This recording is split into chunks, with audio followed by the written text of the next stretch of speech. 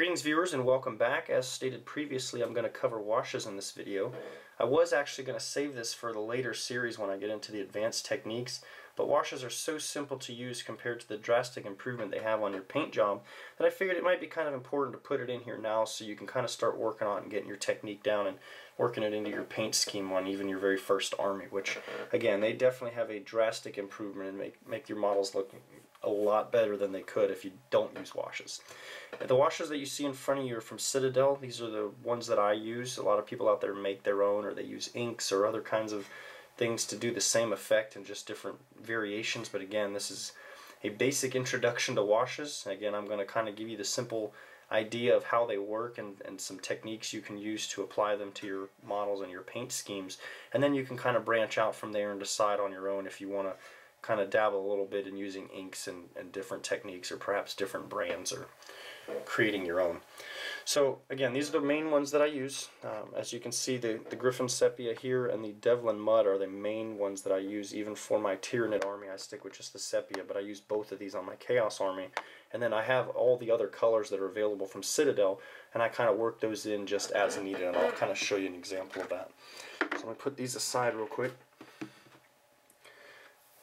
Alright, so this is my Nurgle Demon Prince for my Chaos army. Let me kind of zoom in a little bit on him for you. This is just to kind of give you an idea of what the washes can do. Basically, if you think of the wash as a very, very watery color, or even more so just water with a little bit of color added to it, it's kind of just stains the model as far as the higher up surfaces, and then it kind of fills in because it's so, again, so watery. It pulls into all the little recesses, so such as you can see here with this little fly detail on this guy's stomach. It soaks into those little holes and kind of makes the details stand out a lot more, rather than if this was just kind of a flesh color with nothing to help make this stand out or differentiate it from any other part of the flesh on the model. And just to kind of show you, because again this model is already completely painted, done, and based, I'm going to show you the in-progress pictures of this same exact model where he was just painted, and then there's a comparison photo with it after I've applied 2 coats of wash, which again is the Griffin Sepia. I let that dry, and then I applied the Devlin Mud wash on top of that. So that way you can kind of see what a drastic improvement it has on a paint job, whereas the model pretty much looks okay on its own, and it's not like it's not usable or anything, but there's a definite improvement to the paint quality of the model before the washes are applied and after. So I'm going to go ahead and show you a little slideshow of the before and after photos, and then I'll be back and kind of get into a little bit more of what you can do with your washes.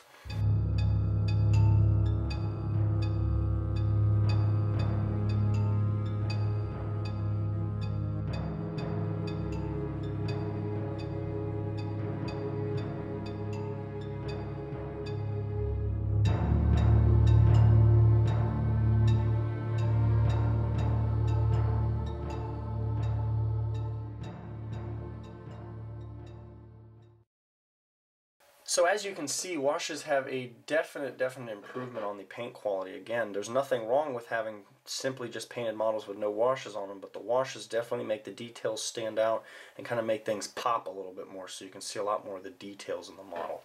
So I'm going to move this guy out of the way. I know you've seen this model a couple times in the other videos, but again, it's just kind of for demonstration purposes and for the purposes of explaining the washes and kind of how to use them and how they can help you out. We're going to zoom in on Abaddon here, and I'm going to go over a couple of things on here that are mainly what washes kind of help you do a little bit. There's 2 ways to use the washes with my Chaos army. Like I said, I paint the entire model head to toe, get it completely done, and then I give it 2 coats of wash. So that's one way to do it if you want the whole thing, perhaps, like again, this is my Nurgle army, so I want them to have that kind of grimy, grungy, dirty look. So the whole thing from head to toe, every little spike and skull and bit on the model gets a coat of, or double coat of washes. So that's again one of the effects you can have on here. Again, it kind of fills in all the details around here, but one of the main things it does, especially for this model, is the face. Because again, as you saw again on the stomach of the Demon Prince or any of the flesh colored areas, if you simply have just flesh color on there with nothing else to kind of go with it, I'll kind of show you a little comparison with this Imperial Guardsman here. The light kind of helps it make it stand out, and it's not like you can't tell it's a face, but it creates a big drastic improvement in the look of the model, where it starts filling in the wrinkles on the forehead and the cheekbones and the eyes and around the nose and mouth area. It creates a drastic, sorry about that. it creates a drastic improvement to the look of the model, and again, it's not so pasty and pale and kind of looking bad. So you can kind of tell a little bit of a difference there with the face. And again, if I wash this Imperial Guardsman if I ever actually get it done, it'll fill in things such as all the muscles and stuff, and definitely make it pop and stand out a lot more. So that's kind of one little thing you can do for the model.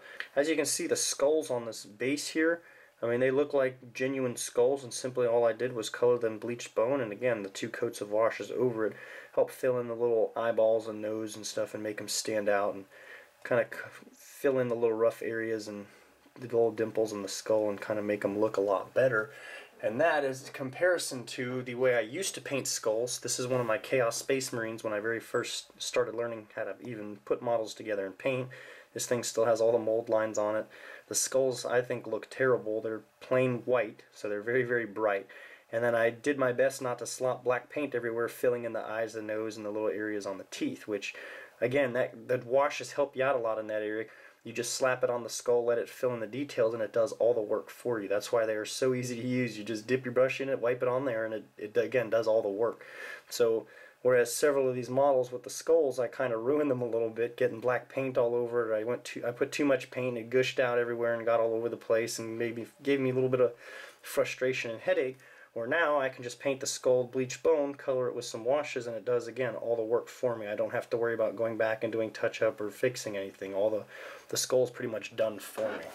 So we'll set these aside, and I'll kind of show you another example of some faces here with my Chaos Terminator.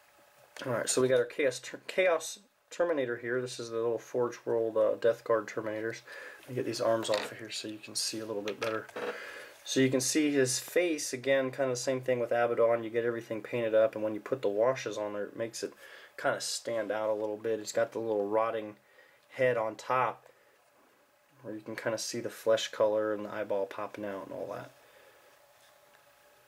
And again, we've got that grungy look head to toe for the green nurgly goodness for this army.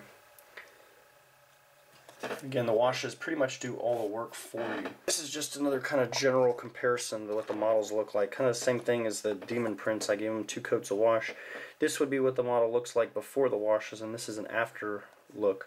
So it definitely dulls down the color a lot and fills in a lot of the details and makes them stand out a lot more. And then we've got these are my 2 champions. This is actually my Plague Marine champion, and this is a Khorne Berserker champion.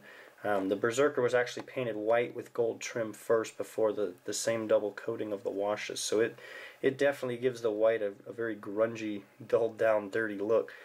So it's doing all the work for me. Same thing with the skulls, all the little bony spikes and stuff. It paints everything for you. It really doesn't require a lot of skill or effort to use washes. You just kind of slap it on there, and again, this is the head to toe effect if you want to slather the whole model in it, let it dry, move on to the next color, if that's the effect you're going for. If your guys are kind of dirty and that's the effect that you want, you can easily apply that to the models. And then I'm going to kind of show you 2 more effects on the same model here. This was in an Orc boy that I decided initially when I was going to start an Orc army. I was going to paint them blue, as you can see. And there's 2 different effects all used on here, and this is kind of the reason why I stopped with the Orc army, and it goes along with that whole quantity versus quality of models versus the paint job, because as much time as it took me to paint this, I could have had 5 or 6 Tyranid models painted and not had to try to do such a high quality work on the model.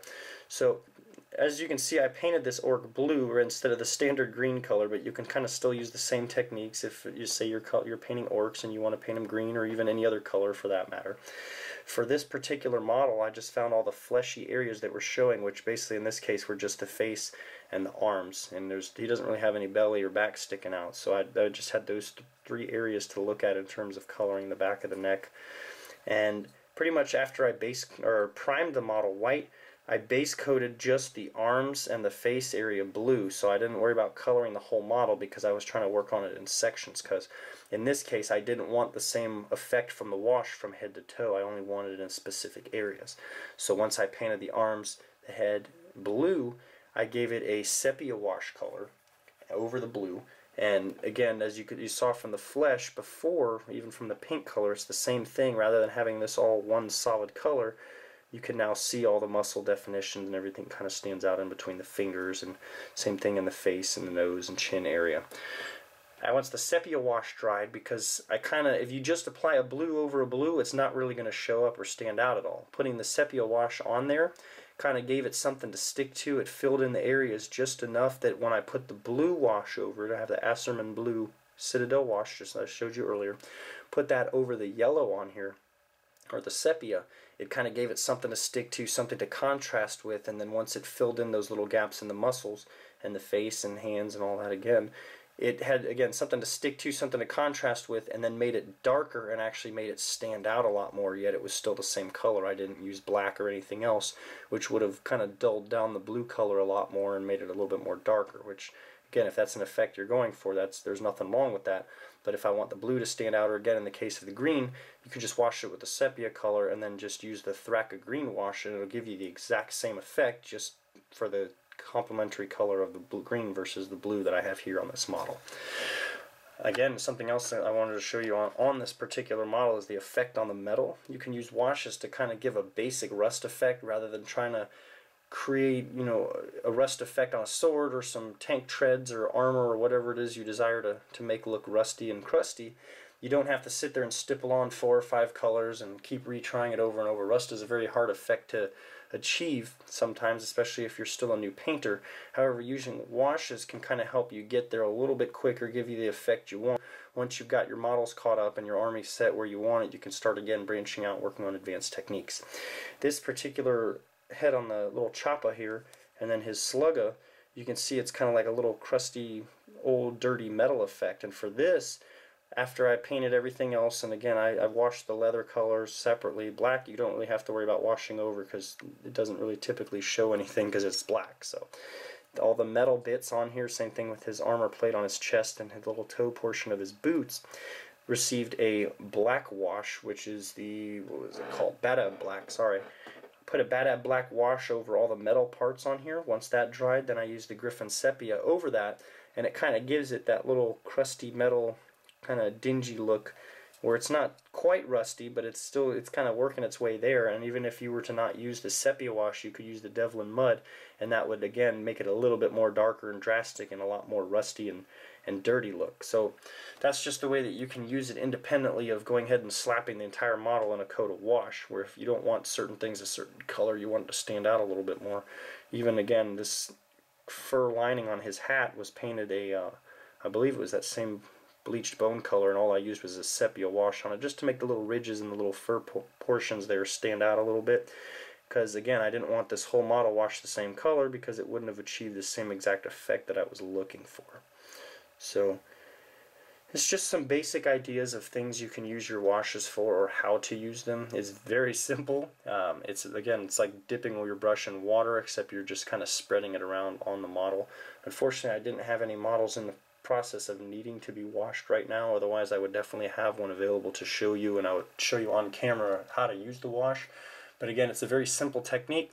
Dip the brush in the wash, slab it on your model just on the areas you want it, whether it's head to toe, or again, if you're painting just a fleshy portion and you want to do that, or a weapon, or his clothing itself, or whatever it is, the scheme that you're going for on your particular model in your army.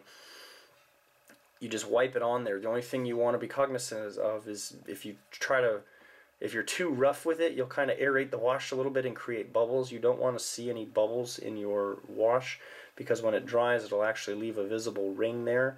And it's very, very hard if your wash leaves any kind of marks that you don't want. Once it dries, it's almost like a stain.